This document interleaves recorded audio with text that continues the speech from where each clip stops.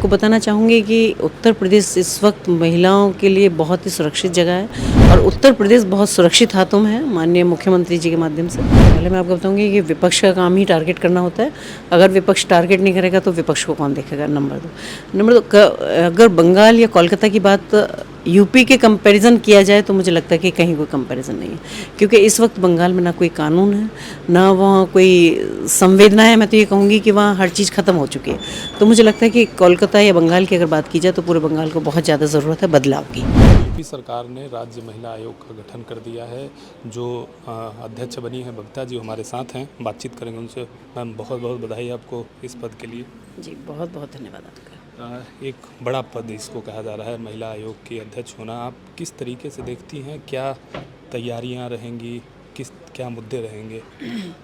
निश्चित रूप से महिला आयोग है तो महिलाओं के सशक्तिकरण पर हम काम करने वाले हैं। तो बेस्ट जो भी हम अपनी टीम के साथ मिलकर महिलाओं के सशक्तिकरण में, वैसे मैं आपको बताना चाहूँगी कि उत्तर प्रदेश इस वक्त महिलाओं के लिए बहुत ही सुरक्षित जगह है और उत्तर प्रदेश बहुत सुरक्षित हाथों में है माननीय मुख्यमंत्री जी के माध्यम से।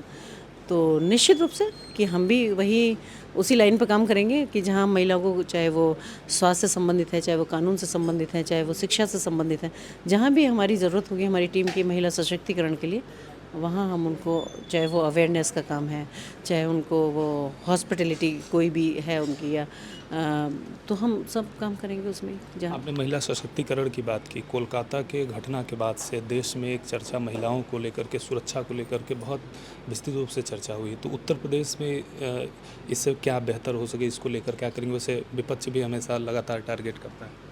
देखिए, पहले मैं आपको बताऊंगी कि विपक्ष का काम ही टारगेट करना होता है। अगर विपक्ष टारगेट नहीं करेगा तो विपक्ष को कौन देखेगा। नंबर दो अगर बंगाल या कोलकाता की बात यूपी के कंपैरिजन किया जाए तो मुझे लगता है कि कहीं कोई कंपैरिजन नहीं है, क्योंकि इस वक्त बंगाल में ना कोई कानून है, ना वहाँ कोई संवेदना है। मैं तो ये कहूँगी कि वहाँ हर चीज़ ख़त्म हो चुकी है। तो मुझे लगता है कि कोलकाता या बंगाल की अगर बात की जाए तो पूरे बंगाल को बहुत ज़्यादा ज़रूरत है बदलाव की। और उत्तर प्रदेश की मैं बात करूं तो उत्तर प्रदेश वाकई बहुत सुरक्षित है और एक आइडियल प्रदेश है जिसके लोग उदाहरण देते हैं कि भाई योगी जी जैसे मुख्यमंत्री क्या हमें मिल सकते हैं। तो ये हमारे लिए बहुत ही एक गौरव की बात है कि हमारा प्रदेश ऐसे मुख्यमंत्री जी के हाथों में। महिलाओं को लेकर मैम सभी पार्टियां बात करती हैं, लेकिन आज भी महिलाओं का जो प्रतिनिधित्व है वो हर सेक्टर में बेहद कम है। तो क्या आपके पास कोई ऐसा प्लान रह गया, या कहीं भी आप इस विषय को लेकर के शीर्ष नेतृत्व से मुलाकात करेंगी, बातचीत करेंगी कि प्रतिनिधित्व बढ़ाया जाए? जी बिल्कुल। अभी तक एक्चुअली क्या था कि जो सारी पार्टियां थीं वो सिर्फ बातें किया करती थीं, लेकिन आप हकीकत में देखेंगे अगर ज़मीनी कोई बात है तो वो भारतीय जनता पार्टी एक ऐसा संगठन है जिसने महिलाओं के बारे में बहुत कुछ सोचा है।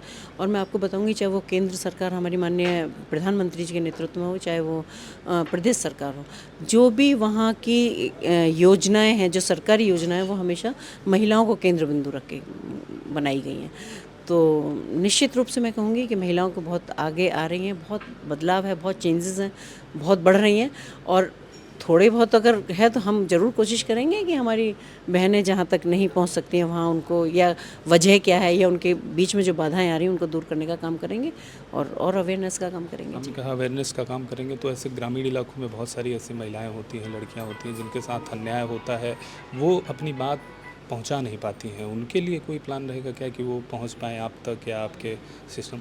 देखिए, बिल्कुल आपने सही कहा कि जो ग्रामीण एरिया है, हमारी जो प्राथमिकता रहेगी वो वहीं से शुरू होगी, क्योंकि शहरों में तो मोस्टली फिर भी अवेयरनेस के लिए बहुत सारी चीज़ें हैं। तो हमारी जो प्राथमिकता है वो वहीं से शुरू होंगी कि जहाँ लोग नहीं पहुँच पाते हैं, जहाँ लोगों को जानकारी नहीं है, या जहाँ लोग देखते हैं कि हमारे लिए कोई आएगा। तो मुझे लगता है कि हमारा काम वहीं से शुरू होने वाला है और बहुत अच्छा करने वाले हैं। ठीक है मैम, बहुत बहुत धन्यवाद बातचीत करने के। आपने सुना महिला आयोग यूपी की अध्यक्ष बबीता जी को, जिन्होंने बताया कि जो ग्रामीण इलाके की महिलाएं हैं वहां से इनका काम शुरू होगा, और जिनको न्याय नहीं मिल पा रहा है उनको न्याय दिलाना इनका प्रमुख मुद्दा होगा। Mangala Tiwari, PTC news, Lucknow.